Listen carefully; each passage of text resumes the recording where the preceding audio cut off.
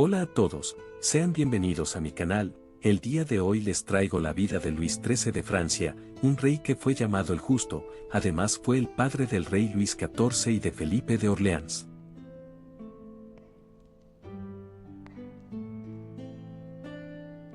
Luis XIII nació el 27 de septiembre de 1601 en Fontainebleau, en Francia. Fue hijo del rey Enrique IV de Francia y III de Navarra, y su segunda esposa, María de Medici. La infancia del delfín Luis es conocida gracias al protocolo dejado por su médico personal, el cual anotaba no solo los detalles de la salud de su paciente, sino que también llegó a escribir aparte sobre su vida íntima. Luis creció con sus hermanos en el castillo de Saint-Germain-en-Laye. Fue criado al lado de los hijos ilegítimos de su padre, en una atmósfera que según parece era algo disoluta. Un diplomático italiano escribiría en 1608 no haber visto un desorden más grande que el de la corte de Francia. El futuro rey concibió una gran aversión por el desorden y la depravación. El delfín no salió de Saint-Germain hasta 1609, cuando partió para vivir en el Louvre al lado de su padre para aprender sobre su futuro cargo como rey. El joven recibió una educación superficial por parte de su preceptor, Gilles de Soubry, muy poco interesado en aprender el latín y las letras. Al joven rey le interesa más que nada la cacería y la música. Luis también fue un buen dibujante y un buen caballero, gracias a las enseñanzas de su subgobernante, Antoine de Plouvinel, pero como tenía tartamudez, timidez y no tenía confianza de sí mismo, muchos de sus biógrafos le atribuyen un carácter violento, nervioso, inquieto y agresivo. Algunos testimonios hacen referencia a los maltratos a los que fue sometido el delfín por su padre Enrique para modelar su personalidad y dotarla de la virilidad que creía le faltaba. En 1610, cuando murió asesinado Enrique IV, Luis accedió al trono con tan solo 9 años. Como Luis XIII de Francia, sin embargo debido a su minoría de edad, asume la regencia del reino su madre María. Luis fue proclamado en 1614, pero su madre declaró que Luis era demasiado débil de cuerpo y alma para asumir los deberes de rey, por lo que lo apartó del consejo y deja que gobiernen sus favoritos Concino Cancini y Leonora Dori. Luis, traumatizado por la muerte brutal de su padre, no tuvo una infancia muy alegre. Primero, no pudo encontrar ningún sustituto al amor paternal al lado de su madre, que no lo consideraba para nada y siempre mostró especial trato por su hijo pequeño, Gastón. Luis, tras la muerte de Margarita de Valois, última de la rama real de la familia Valois y primera esposa de su padre, se encerró rápidamente en sí mismo, ya que Margarita sí lo tuvo en consideración durante su infancia. Además, el odio hacia los favoritos italianos de su madre aumenta la tristeza de Luis, y a medida que Luis creció, se convirtió en una persona taciturna y poco confiada de los demás. Al lado de todos sus defectos, Luis tenía los instintos de un monarca digno como su padre Enrique. Luis se indignaba de ver a Concino Cancini, un extranjero incapaz, según él, de usurpar el gobierno de su reino, mientras que a él lo dejaban en un rincón del Louvre. Luis también tenía celos por su hermano menor Gastón, quien había sido nombrado duque de Anjou y de Orleans.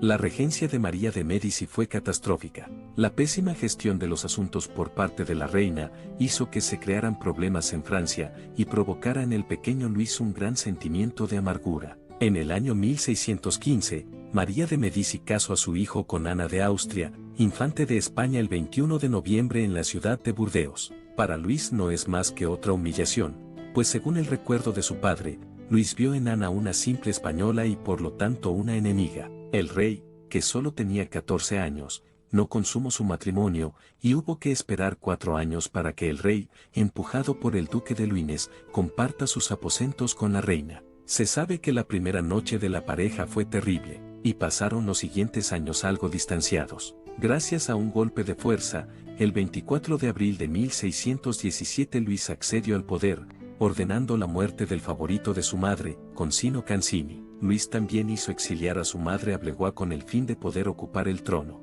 En realidad, Luis reemplazó a Cancini por su propio favorito, el duque de Luynes. Luynes acumula títulos y fortuna, lo que crea un sentimiento de discordia entre algunos, ya que el favorito del rey era además un pésimo hombre de estado. En 1619, su madre, María de Medici, se escapó del castillo de Blois y levantó un ejército contra su hijo, quien decidió reconciliarse con ella firmando el Tratado de Angulema, en el que Luis le cedió las ciudades de Angers y Chimay, pero le prohibió que volviera al Consejo Real. En el año 1620, María provocó una guerra civil que concluyó con su derrota total en la batalla de Pont-de-Cé en agosto de 1620. Luis, temeroso de que su madre siguiera maquinando, decidió aceptar su retorno a la corte real de Francia. Poco después de que se diera la paz, Luis viajó a Pau en Béarn para restablecer un culto católico, prohibido por los protestantes desde hacía ya más de medio siglo. Desde entonces Luis quiso poner fin a los privilegios políticos de los cuales se beneficiaban los protestantes desde las guerras religiosas. Desde ahí comenzaron interrumpidamente rebeliones hugonotas desde 1621. En 1621, Luis llevó a cabo una primera campaña contra los protestantes, lo que permitió la toma de Saint-Jean-de-Angély, pero pierde ante Montauban en gran parte gracias a la incompetencia de Luynes. Este último murió de escarlatina durante el sitio de Monert. Su fallecimiento dejó un gran vacío de poder, que el rey otorgó la gestión estatal a una gerontocracia, a falta de nuevo favorito enérgico, que administró el país con escasa habilidad durante los 2 años siguientes. Luis decidió participar activamente en los negocios del Estado y vincularse a un solo ministro. Gobernó con el canciller Brulart de Sillery y su hijo, el marqués de Puisieux, así como con la Vieuville, que perdieron rápidamente el favor por su incompetencia. La corte se hallaba por entonces dividida en 3 grupos rivales, el del canciller, el de su madre y el del conde, el primer príncipe de sangre, representante de los intereses feudales y del partido ultracatólico. El partido de ancianos carente de verdaderos estadistas que encabezaba Brulart de Sillery dominó el gobierno hasta comienzos de 1624. Conde, descontento con la política de sus enemigos los Brulart, marchó de peregrinaje a Italia y para cuando regresó a Francia había perdido toda influencia reseñable. El país, que había adoptado una posición filocatólica al estallar la Guerra de los 30 años, se hallaba aislada diplomáticamente. Holanda, los príncipes protestantes alemanes y los suizos rechazaban la actitud francesa, mientras que la mejora de relaciones con los Habsburgo alemanes y españoles era inestable y no bastaba para ocultar las tensiones y los intereses contrapuestos. En el interior, el país se hallaba sumido en una nueva guerra civil. El gobierno era frágil y las finanzas se hallaban exhaustas, como lo estuvieron durante todo el reinado de Luis. En 1624, María de Médici logró hacer entrar al cardenal Richelieu en el consejo de Luis, prelado que había sido representante del clero en los Estados Generales de 1614 y ministro del gobernador Cancini. La mayor parte de historiadores resaltan la cercanía de las relaciones entre Luis y el cardenal Richelieu, que escribió: someto este pensamiento como todos los otros a su majestad, para decirle al rey que no intentaría gobernar jamás en su lugar. Los dos hombres comparten una misma concepción de la grandeza de Francia y de las prioridades que se imponen en el dominio político. El programa político de Richelieu se manifiesta de varias maneras: la racionalización del sistema administrativo, la lucha contra la Casa de Habsburgo en el exterior y la sumisión de los grandes señores feudales. Frecuentemente se ha dicho que Richelieu había combatido a los protestantes en el interior, de una forma planificada. Esta afirmación resulta errónea, ya que todas las guerras contra los hugonotes fueron provocadas por las sublevaciones de uno de sus jefes, el duque de Rohan y príncipe de Soubise. Incluso el sitio de La Rochelle no se inició hasta que Rohan comenzó las hostilidades. La rendición de esta última ciudad, después de un largo sitio que terminó en 1628, es seguido por la promulgación del Edicto de Gracia de Ales, que prohibía las asambleas políticas y suprimía las plazas fuertes protestantes, pero mantenía la libertad de culto en todo el reino, salvo en París. Luis debió plantar una cara a la hostilidad de una parte de la familia real hacia Richelieu. La jornada de los engañados, durante la cual la corte hace caso al cardenal luego de un violento altercado entre el rey y la reina madre, que termina con el exilio de la reina en Moulins, la prisión del canciller Michel de Merillac y la ejecución del hermano de este, el mariscal de Merillac, por motivos falaces. Queriendo humillar el orgullo de los grandes del reino, Luis se mostró inflexible en varias ocasiones después de la ejecución del conde François de Montmorency-Bouteville por haber violado la prohibición de duelos y luego de la ejecución del duque de Montmorency por rebelión. La leyenda que hizo de Luis un fantoche sometido a Richelieu tiene origen en el rechazo de numerosos contemporáneos que no aceptan que el rey estuviese conforme con las numerosas ejecuciones que tuvieron lugar bajo su reinado. Luis debió someter varias revueltas organizadas por Gastón de Orleans y hacer encerrar a varios de sus medios hermanos, como el duque de Vendôme. Consciente de los dilemas que agitaban al rey, Pierre Cornale dedica varias réplicas del Cid. La atención del rey a partir de 1631 es obnubilada por la Guerra de los 30 años. Después de la muerte de su padre, la guerra contra España había sido en cada ocasión aplazada. El enderezamiento de Francia hecho por Richelieu llevó al crecimiento de las tensiones franco-españolas. Durante varios años, los dos países viven una pequeña guerra fría. El año 1635 marca un verdadero cambio. Francia declaró la guerra abierta a España. En adelante, hasta el final de su reinado, el rey se comprometió en una terrible guerra durante la cual, en varias ocasiones, manda personalmente su ejército. Tras algunos años difíciles, el ejército francés logra poco a poco la derrota del ejército español. Ahora hablando más sobre las obras de Luis durante su reinado, Luis fue un rey que se preocupó por el bienestar de su pueblo.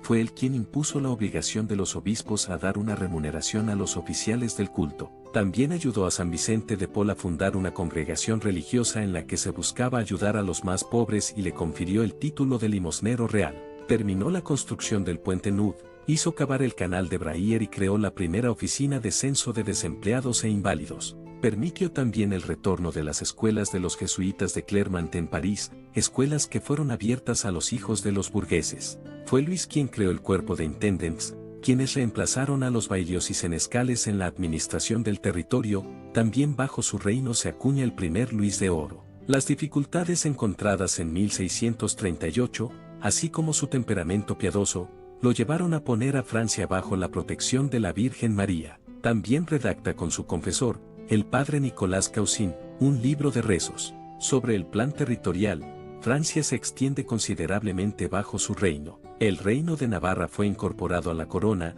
mientras que los protestantes dejaron de reivindicar un estado dentro del estado. Cataluña, la cual se encontraba en revueltas contra el resto de España, es anexionada temporalmente a Francia, así como Saboya y Piamonte. La ciudad de Pinerolo corre la misma suerte en 1630. Perpiñán y el condado del Rosellón fueron definitivamente anexionados a Francia, en la paz de los Pirineos, reinando ya su hijo Luis XIV. Al norte, una gran parte de Hainaut fue conquistada con la toma de Arras. Al este, Lorena es íntegramente ocupada por las tropas francesas. Finalmente, el rey subvenciona las expediciones de Samuel de Champlain a Canadá y favorece el desarrollo de la Nueva Francia. Su relación con Richelieu fue complicada, y sin duda evolucionó con el tiempo hacia una afección verdadera. A la muerte del cardenal, Luis decidió reconciliarse con algunos de los antiguos conspiradores, como su medio hermano César de Vendôme y sus hijos, el duque de Mercoeur y el duque de Beaufort, aunque no lo nombra primer ministro y continúa la política llevada a cabo por Richelieu. Antes de morir, sin embargo, el rey nombra como ministro principal a Mazarino, hechura y continuador de Richelieu, que habría de prolongar su política en el reinado siguiente, en el cual culminaría la tendencia absolutista de Luis XIV. Ahora hablando de su personalidad, Luis fue un rey soldado como su padre. Desde pequeño estuvo fascinado por los caballos y las armas. Fue un excelente caballero, se batió frecuentemente en el campo de batalla. En tiempos de paz la caza era su pasatiempo favorito. Era un hombre muy piadoso y profundamente católico. Si respetaba a los protestantes era solo por respeto al trabajo pacificador que hizo su padre. Su madre, María de Médici, siempre veló porque su hijo recibiera una estricta educación católica, al punto de que Luis sentía horror del pecado. Su rechazo de las vanidades propició que tuviera una gran desconfianza hacia sus cortesanos y siempre estuviera investigando sus posibles conspiraciones contra él, siendo inflexible con la levantisca nobleza, pero desconfiaba sobre todo de las mujeres, a las cuales consideraba frívolas y viciosas, quizá por el asfixiante poder que su madre había ejercido sobre él. La misoginia del rey hizo correr algunos rumores sobre su posible homosexualidad, ya que siempre prefería la compañía masculina, algo que era normal, pero lo que para esa época no era normal era que Luis no tuviera contacto sexual con ninguna mujer y parecía que pasaba mejor rato a solas con hombres. Luis tuvo un cierto número de favoritos, como el duque de Luynes, marqués de Toiras, Baradat, duque de San Simón y el marqués de Cinq-Mars, aunque sus contemporáneos parecen no haber visto en sus amistades masculinas prueba alguna de homosexualidad. Algunos historiadores han examinado la teoría de la posible homosexualidad de Luis XIII, aunque ninguno ha logrado aportar pruebas tangibles que permitan corroborar la teoría. Aunque es verdad que Luis tuvo algunas amantes femeninas, estas después se vio que no eran sexuales, sino platónicas, y parecían más una amistad que una relación, u otros creen que pudo haber sido bisexual Luis, pero por lo que el tema es su verdadera inclinación sexual, aún así este seguirá siendo un misterio. La mayor preocupación de Luis durante su reinado fue la ausencia de un heredero varón. Su esposa Ana de Austria solo había tenido abortos, y por la salud mediocre de Luis y la pésima relación entre los dos, tener hijos fue complicado. Luis estuvo a punto de morir en varias ocasiones. El hecho de que Luis hubiera podido morir súbitamente sin dejar heredero varón, hizo crecer una gran esperanza en los pretendientes al trono francés, entre los que se encontraban su hermano, sus medios hermanos nacidos de las relaciones extramatrimoniales de su padre y sus sobrinos. Además, la dificultosa forma de mantener Luis y Ana encuentros sexuales. En 1626, la reina, empujada por la duquesa de Chevreuse, participó en el complot del conde de Chelat para asesinar al rey. A partir de la fecha, la pareja vive separada. Después de que Francia entrara en la Guerra de los 30 años, Ana de Habsburgo trata de informar en secreto a los españoles sobre las disposiciones militares y políticas francesas. Una vez que la traición fuera descubierta, se habló de divorcio y de repudio, pero el asunto fue finalmente sofocado por el propio rey. En la misma época, el rey estaba en una posición difícil a nivel internacional ya que se encuentra en conflicto con dos soberanos Habsburgo, Fernando III del Sacro Imperio y Felipe IV de España. Sorprendentemente, luego de 23 años de matrimonio, la reina quedó embarazada y tuvo un hijo en 1638, llamado el Niño del Milagro. Este niño fue nadie más que Luis, el futuro Luis XIV. Y luego en el año 1640 los reyes tuvieron un segundo hijo, Felipe, el futuro Felipe I de Orleans y fundador de la colateral Casa de Orleans. En su tiempo se crearon rumorea falsos que decían que los hijos de Luis no era de él, sino de un posible amante de la reina. Sin embargo, esto con el paso del tiempo ha sido desmentido. Lamentablemente, Luis XIII murió en París el 14 de mayo de 1643, exactamente el día del 33 aniversario de la muerte de su padre Enrique, después de haber pasado 6 semanas con cólicos y vómitos, sin mencionar su debilitamiento psicológico por todos los problemas que había afrontado a lo largo del tiempo, además de que durante su vida los doctores le hicieron muchas sangrías y otras cosas más que lo debilitaron con el paso del. Su cuerpo fue llevado hasta la Basílica de Saint-Denis, sin ninguna ceremonia según los deseos del rey, que no quería agobiar a su pueblo con un gasto excesivo e inútil.